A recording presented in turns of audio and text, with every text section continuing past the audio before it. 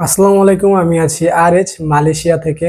বরাবরের মতো প্রতিদিন আমি আপনাদের, প্রতিদিন বলবো না, আমার যে ইউটিউবের রুলস আমি আপনাদের বলছি যে সপ্তাহে 2টা করে ভিডিও দিব, কন্টিনিউ কিন্তু চালিয়ে যাচ্ছি।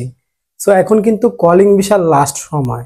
তো ইতিমধ্যে অনেকে কল করে বলছেন, ভাইয়া আমি আপনার নিয়মিত একজন সাবস্ক্রাইবার, আপনার ভিডিওগুলো দেখি, তো আমি মালয়েশিয়াতে আসব। তো প্রসেসিং অনেকের হয়েছে, এর মধ্যে অনেকে নতুন ভাবে দিচ্ছে। তো ভিডিও শুরু করার আগে তাদেরকে বলছে, যারা নতুন ভাবে এখন বই জমা দিবেন, অবশ্যই টাকা দিবেন না, বই জমা দিতে পারেন। যদি পরবর্তীতে মালয়েশিয়ার ভিসা খোলে, যে যেমন অবস্থা আমি আগের একটা ভিডিওতে বলেছিলাম, যদি মালয়েশিয়ার কৃষিমন্ত্রীর একটা ঘোষণায় আমি বলেছিলাম, যদি কৃষিকাজে বা পাম বাগানে যদি লোক নেয়, সেক্ষেত্রে কিন্তু আপনাদের একটা আসার সুযোগ আছে। আর এটা এমন একটা কান্ট্রি, এখানে মালয়েশিয়াতে যখন আপনি আসবেন, আসলেই বুঝতে পারবেন মালয়েশিয়ার যে হালচাল। বেশিরভাগ মানুষই আছে এখানে অবৈধ কাজ করতেছে। বাট এটা মানে সেই সময় পর্যন্ত যখন মালয়েশিয়াতে আপনার দেখা গেছে কলিং চলাকালীন এখন বন্ধ হয়ে যাবে। তো এখন পুলিশের একটু ঝামেলাটা বেশি চলে, ইমিগ্রেশনের যে পুলিশ, এটার ঝামেলা বেশি চলে। সো যারা এটাকে অতিক্রম করতে পারে তারাই হয়তো পরবর্তীতে সুযোগ পায়।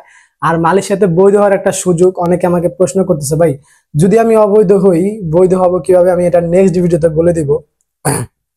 তো আজকের ভিডিওর টিউটোরিয়াল হচ্ছে যে 31শে মে এর পর কলিং ভিসা খোলা থাকবে কিনা বা আসা যাবে কিনা।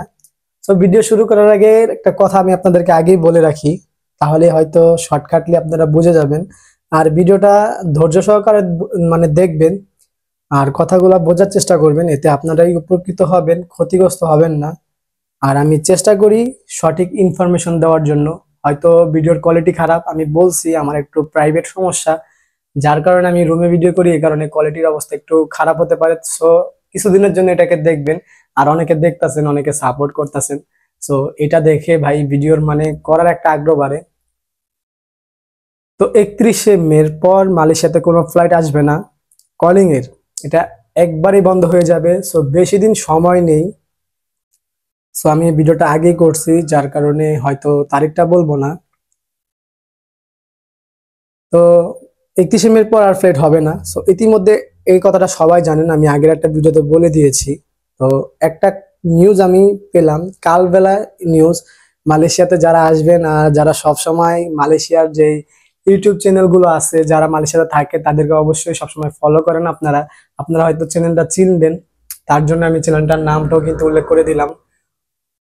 তো ওইখানে বলছিল যে 31 তারিখ পর মালয়েশিয়াতে আসার একটা সুযোগ, কলিং এর একটা বাড়ানোর সুযোগ থাকবে। এটা মালয়েশিয়ার, সরি, এটা বাংলাদেশের প্রতি আহ, মালয়েশিয়ার একটা মন্ত্রী বলেছিলেন তারা আবেদন করবেন। তো বলেছেন, বাট আসার সম্ভব কিনা তারা এটাও বলে দিয়েছেন, যদি মালয়েশিয়াতে পরবর্তীতে যদি লোকের আসার সুযোগ থাকে তাহলে সেটা ফ্রিতেই করবে।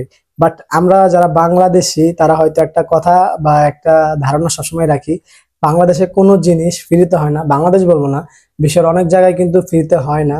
সো ডেলিগেটেড একটা সিস্টেম আছে, ওইটা ওইটা ফ্রিতে হয় বলতে কিছু খরচ আছে। আর ওইটা নিয়ে আমি একটা ভিডিওতে আমি আলোচনা করবো পরবর্তী ভিডিওতে। যারা আমার চ্যানেলটা সবসময় ফলো করে রাখবেন অবশ্যই তারা পাবেন। তো এটা তারা আবেদন, এটা তারা দেখবে বা আবেদন করবে, তারপরে জানা যাবে। তো ইতিমধ্যে যারা পাসপোর্ট জমা দিবেন তাদেরকে বলবো এজেন্সির সাথে আপনি পাসপোর্ট, এজেন্সির সাথে আপনি পাসপোর্ট জমা দিতে পারেন, বাট কেউ লেনদেন করেন না। কারণ এক্ষেত্রে দেখা গেছে যদি 31শে মের পর যদি কারো যদি আগ্রহ থাকে মালয়েশিয়াতে আমি আসবো, তাহলে কিন্তু আমি বলে দিয়েছি মালয়েশিয়াতে আসার কিন্তু অনেক সুযোগ আছে। কলিং ছাড়াও নানান ভিসা আছে যেগুলোতে মালয়েশিয়াতে আসা যায়। বাট মালয়েশিয়াতে আসার পর যদি মালয়েশিয়ার হালচাল ভালো হয় বা পরিচিত কেউ থাকে, আপনি কিন্তু কাজ করতে পারবেন। আর অবৈধ কথা যদি বলি, হ্যাঁ মালয়েশিয়াতে অনেক অবৈধ লোক আছে। যদি আপনার পরিচিত লোক থাকে অবশ্যই আপনি অবৈধ থেকেও কাজ করতে পারবেন।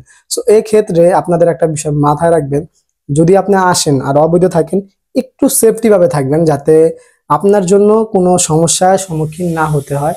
আর বাট যে নিউজটার কথা বলবো, 31শে মের পর কলিং খোলা থাকবে না।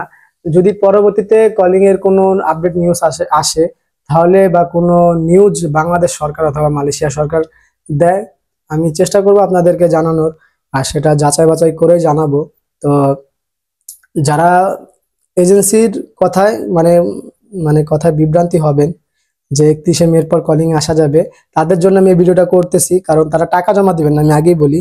আপনি এজেন্সিকে বলবেন হ্যাঁ আমি পাসপোর্ট জমা দিয়ে রাখছি, যদি কখনো খোলে তাহলে সেক্ষেত্রে কিন্তু আপনি একটা সুযোগ নিতে পারেন। তো এটাই জানানোর জন্য আমার এই ভিডিওটা করা। সো ভালো থাকবেন, সুস্থ থাকবেন, দেখা হবে নতুন কোনো ভিডিওতে নতুন কোনো সময়। সে পর্যন্ত সবাইকে অসংখ্য অসংখ্য ধন্যবাদ আমার ফুল ভিডিও দেখার জন্য।